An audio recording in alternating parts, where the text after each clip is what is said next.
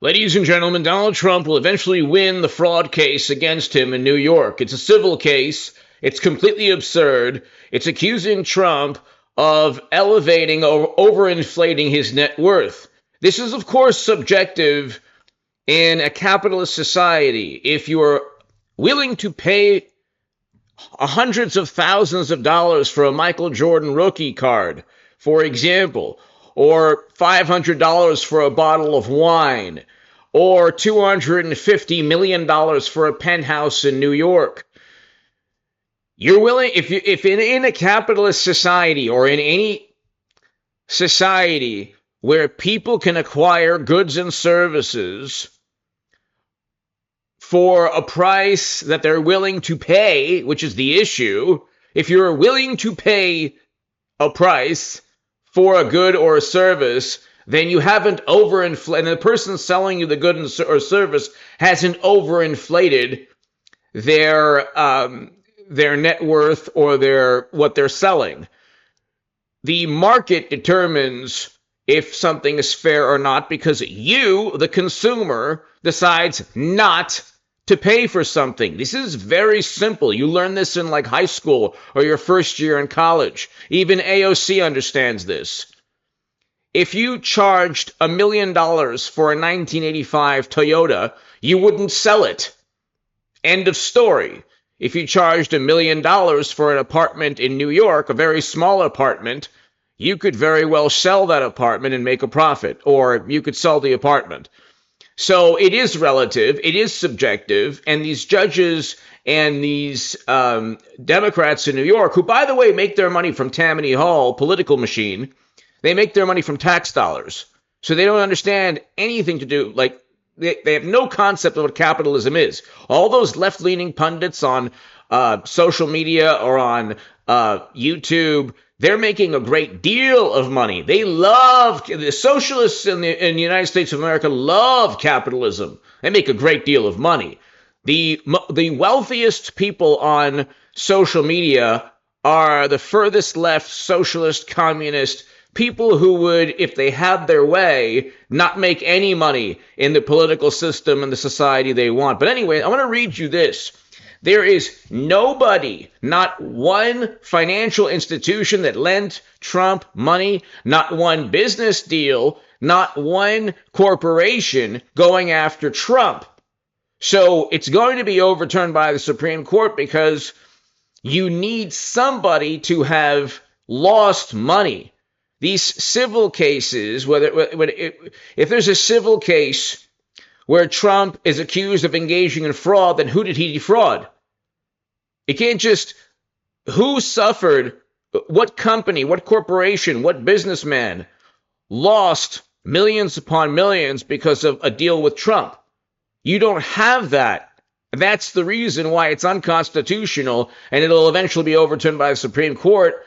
Let's just read this really quickly and hit subscribe to this channel. We had a great live stream last night. If you want to support my work, my Patreon is below. The super thanks is below. To the members on this channel, I love you. Thank you so very much for supporting this channel. And to everybody watching, greatly, greatly appreciate it. Hit subscribe, especially if you've been here since 2016 or 2019 or 2 years ago. I love you. Thank you so very, very much. For years, Donald Trump has falsely inflated his net worth. Well, how do you know? How on earth does the Attorney General of New York know this? He's been doing business in New York for decades, and Deutsche Bank has loaned him billions of dollars. We'll get to that in a second. We won the foundation of our case last week and proved that his purported net worth has been long-rooted in increased fraud. Who did he defraud? You're accusing him of cheating people out of money. Where are these people? You won't find these people or businesses. That's why you should hit subscribe to this channel right now and share this with anyone who thinks that Trump committed fraud. He'll probably be convicted of it, but it'll be overturned by the Supreme Court. Did I not say 1,000,000 times that the Supreme Court would never allow a 14th Amendment ban against Trump? The Supreme Court will not allow these state convictions, especially by Democrats who make absurd leaps of logic, like he defrauded people, but there's no business, corporation, person who suffered from doing business with Trump. You might say, well, there's a list of people. Fine. They're not part of this fraud trial. No matter how rich and powerful you are, there are not two sets of laws for people in this country. Oh, yes, there are. If you're a Democrat named Bill or Hillary, especially Hunter or Joe, you can rake in millions upon millions of dollars, and shell corporations actually give people favorable treatment, force out a foreign prosecutor, nothing will happen to you. You'll have 50 intelligence officials going to bat for you, and you'll get away with a whole lot. But here, ladies and gentlemen, $2 billion. Deutsche Bank loaned more than $2 billion. Let's get this within the frame. Deutsche Bank loaned more than $2 billion to Trump in 2 decades. I don't think the people at Deutsche Bank are going to be duped by anyone. Well, let's say, yeah, they've been, yes, there's always the Bernie Madoff or some kind of, crypto billionaire that can, deceive banks. But this is real estate. Okay, they're not deceiving Trump. Trump is not deceiving Deutsche Bank. There's enough really smart people at Deutsche Bank who understand loans and real estate in New York. Okay? So that also proves that the fraud trial is complete nonsense.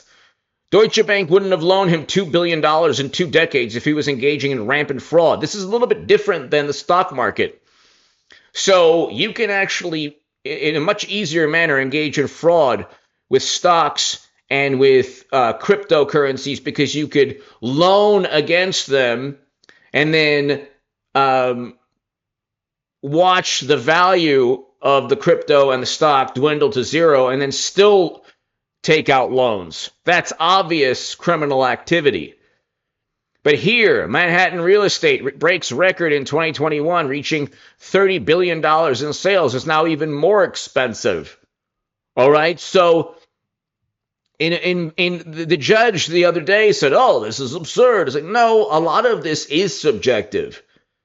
If there are people who are willing to pay, then nothing Trump has said is out of the ordinary. World's highest apartment is on sale for $250 million in New York. Central Park Tower, $250 million. Would you pay $250 million for an apartment?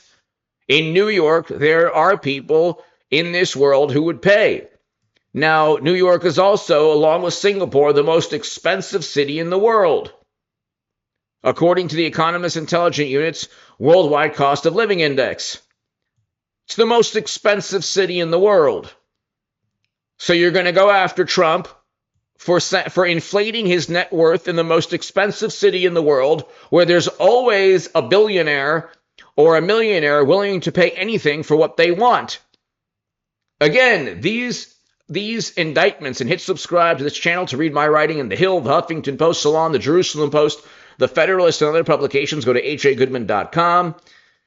These indictments are being leveled by Democrats who despise Trump, who want to knock him out of 24. The opposite is taking place, and they'll all be overturned. The federal indictments will either be overturned by the Supreme Court or just ignored by Trump's Justice Department. So special counsel, that indictment, any federal issue with a new DOJ will just dissolve, evaporate.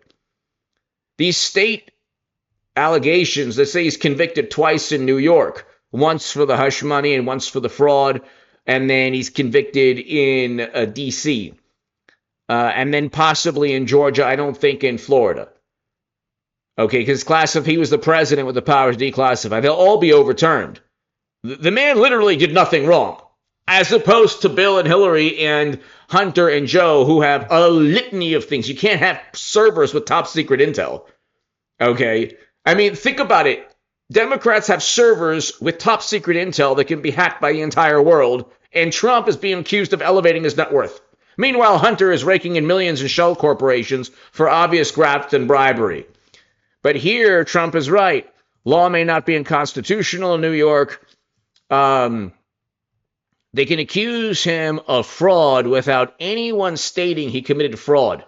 That is not only unconstitutional, it's completely irrational and obscene. How can you accuse somebody of committing a crime without any victim? Give me your thoughts below. Hit subscribe right now.